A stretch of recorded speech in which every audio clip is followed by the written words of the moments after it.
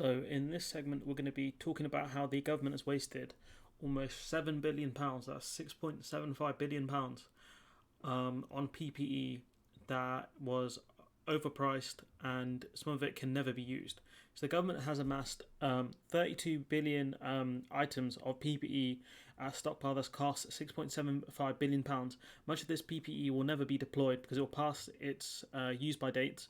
Many contracts were awarded without legal requirements. Another thing to point out is the fact that some of this stuff isn't safe. It's not safe to use. It doesn't meet the legal requirements, and therefore it can't be used. I did find some really weird stuff in this article, though. Perhaps David Rose should really be doing his background checks a bit more aggressively, because this bit here about a guy called Jonathan Bennett, right? He works for a textile importer. He works for a veteran textile importer. He works for Metropolitan Pacific, a long-established Hong Kong firm. But when I googled Metropolitan Pacific, I found a property place in Santa Monica. That's in the States, right? But I did find one called Metro Pacific, which has a load of subsidiaries. But I don't think I found much for importing or textiles. So it's very strange that he's citing this guy here, Bennett, when I don't know. I couldn't find anything on him. So it's very strange that this guy's being cited in this article. But that's not the important bit, anyways. His contacts in China, the world's biggest manufacturer, are extensive. I couldn't find anything about him, so if you know anything, just put it in the comments below. As the crisis raged in April and May, he repeatedly tried to secure a contract to deliver surgical masks at prices well below other bidders, but he was to be disappointed. Bennett said, "I wasn't looking to make a load of money, but we knew exactly how to do this, and yet it seemed the government just wasn't interested. I'm angry. I wouldn't mind who they gave the contracts to, provided they knew what they were doing." And so these are the important bits of the article here. The writer and I have basically buried the lead, I guess. So that's pretty embarrassing. But instead, it seems they let some firms supply stuff we just don't need. I blame systemic incompetence coupled with panic. I would add corruption into that mix as well. So at the end of April, he was offering two types of masks: specialist FFP2 masks for £1.70 each, and simpler IIR masks for 39p. Another company called Ianda Capital, and this is one we spoke about before, and at the end of the article it does mention it again, and why it's so frustrating what the government's done, was offering the masks. So these are probably the FFP2 masks for £3.10. So that's about £1.50, £1.40 extra, and 65p. So that's about almost 30p extra. Guess who got the deal? It was Ianda Capital. Welcome then to the murky and labyrinthian world of Whitehall procurement, in which it is nigh on impossible to know how decisions are made.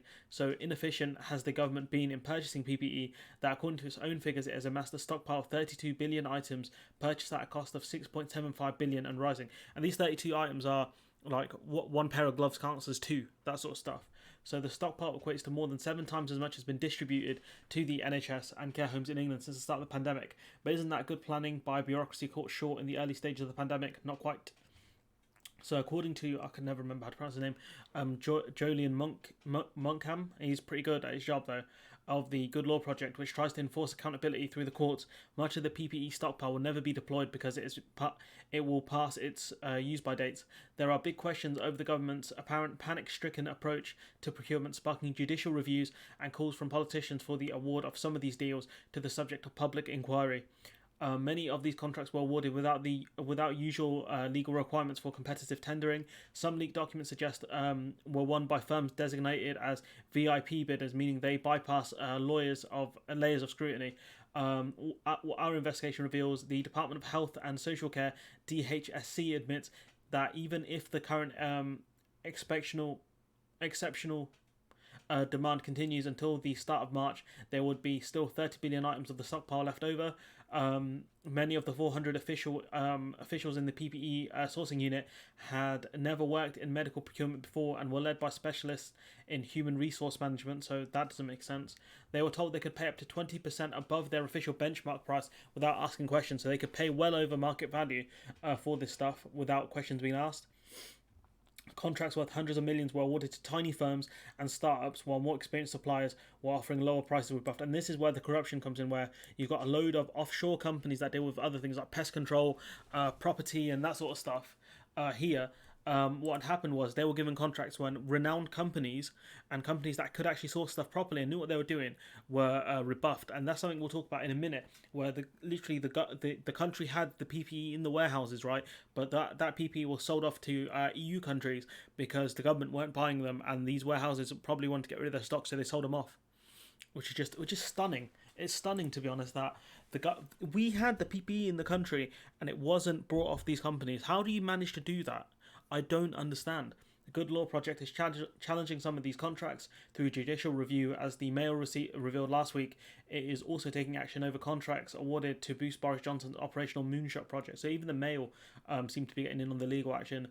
Former Brexit Secretary David Davis said the pressure caused by the panic may have been an excuse to short-circuit the bidding process, but it wasn't a good reason to remove quality controls, ensure we got the best price, or go to people without any relevant experience in PPE. I'm agreeing with David Davis here, and that's painful. That hurts. Billions have evidently been wasted. This will have to figure in the eventual public inquiry, in which the government's decision will face a reckoning. But the thing is, there may not be a public inquiry until a Labour government. That could be in 4 years, or potentially 9 years. God forbid it's any longer than that. Rachel Reeves, Labour's cabinet office spokesperson, said the party was demanding an investigation by the National Audit Office into the government's strange procurement decision. That's the abbreviation is the NAO, just in case you see that anywhere. She added, "People deserve to know what the government is doing with public money and where it's going and what it's delivering." Absolutely correct. Not only were some of these VIPs paid over the odds, they awarded contracts at the height of the crisis when our NHS workers urgently needed PPE and they weren't given it. They weren't given the right kinds, ones in date. It's phenomenal, how badly they've dealt with this. We have seen the government issue contract after contract without competitive tender, meaning businesses who are experienced and qualified have been shut out. Mr. Munkham said it's becoming clear that DHSC went on a massive supermarket sweep at the top of the market, leading to money being wasted on an epic scale. And that's taxpayers' money. If you pay taxes, that's your money being wasted. You should be angry about this. You should be angry. You shouldn't be talking about, no one could have seen this, or no one could have prepared for this. No one has a crystal ball. We have a pandemic stockpile for a reason. And that stockpile was not topped up. And then eventually, towards the start of the pandemic in Europe, that's when they were like, "Oh God, there's something happening here. We need to buy some PPE." And then they realized, "Oh God, it's too late." And then they went about in the worst way possible. I'm just frustrated by this. You should be as well. Whoever's listening, if you pay taxes in the UK, if you're a UK citizen and you work and you pay taxes, or even if you're not, even if you're out of work at the moment, you should be frustrated by this, because these people are wasting our money. They're wasting the country's money. So, according to experts at TUSL, a data provider on government contracts and spending, the value of the PPE contracts whose details have been published is 6.75 billion. But DHSC admits some contracts have yet to be published, so the total was continued certain to us. I reckon it's probably over like 7-8 billion. The department says enough PPE to last the next 4 months, about 2 billion items ready for use. That leaves another 30 billion ordered items in the stockpile, either on their way from manufacturers or stored in warehouses. To take one example, more than 711 million has been spent on around 30 million hazmat style isolation suits or coveralls, but DHSC has shown that only 455,000 have been distributed so far. So there's a problem here, whether that's getting these isolation suits into the country, or is it with distributing it? Distributing is the easier part compared to getting into the country. But this is embarrassing here. No wonder doctors and nurses find them dreadful to work in. One intensive care consultant said isolation suits become very hot and sticky after a short period of time. I'm not surprised. I think they're airtight. They're pretty much useless unless it's absolutely necessary, because wearing them is almost unbearable. We normally use a gown with a mask, visor or goggles and gloves. We'd wear a suit if it were treating an Ebola patient, because if you catch it, the risk is far more deadly. But if you're reasonably young and healthy, COVID is much lower risk. Most of us working in intensive care already had it anyways. That's surprising. Some of the cover awards went to small firms that had few assets before the pandemic. Some of these companies, their net assets are worth like 80 grand. They've been given millions of pounds of contract, millions of pounds worth of contracts. It's just crazy. So if we go down here, there was some interesting stuff down here. Let's see if we can find it.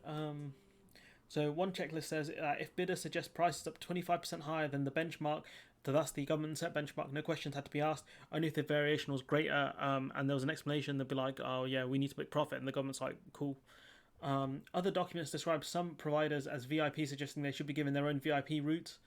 These are specific people here that have been given the money, and let's not forget here that the Ianda Capital guy, he the guy who brokered that deal.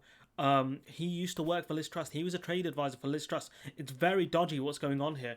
A spokesman for DHSC said, we've been working tirelessly to deliver PPE, 28 hours a day, 50 days a week. That's how hard we've been working. Our health and social care staff, proper due diligence is carried out. That's why when we ordered PPE from Turkey, we couldn't use it because it wasn't fit for purpose. Okay, all right, DHSC. Asked about the stockpile, another person said, we don't know how long the pandemic is going to run for, so we've ordered enough to meet any demand and maintain stockpiles future. I mean, this pandemic is going to go on far longer than we have, than even if we get a vaccine.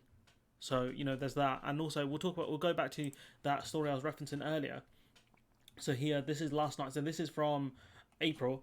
So I remember covering this story. Last night, British companies told the newspaper, the Metro, or was it the Telegraph? They told the Telegraph, that they had no choice but to sell the PPE abroad because the government is ignoring their offer to give it to UK workers. Ministers have insisted they are pursuing every possible option to secure additional kit, but have been heavily criticised amid reports from NHS staff treating coronavirus patients wearing gowns marked as out of date, makeshift masks, or nothing at all. And so what you had in April was the government, instead of buying PPE from warehouses in this country, in the UK, right? They chose to buy them from places like Ianda Capital and all these places. Even though the PPE was in the country already, and even though the NHS was already struggling, this is what the government decided to do. I'm annoyed. I'm frustrated. As everyone should be. Comment below, like and comment if you're frustrated. I don't know what more to say. I'm gonna wrap it up here. I'll be covering the lockdown stuff tomorrow because the announcement's gonna be at 5 p.m. and I try and get my videos out for 5 p.m. So there's a bit of a clash. There, but anyways, let me know what you guys think in the comments below. Like, comment, share, subscribe, and hopefully I'll see you in the next one.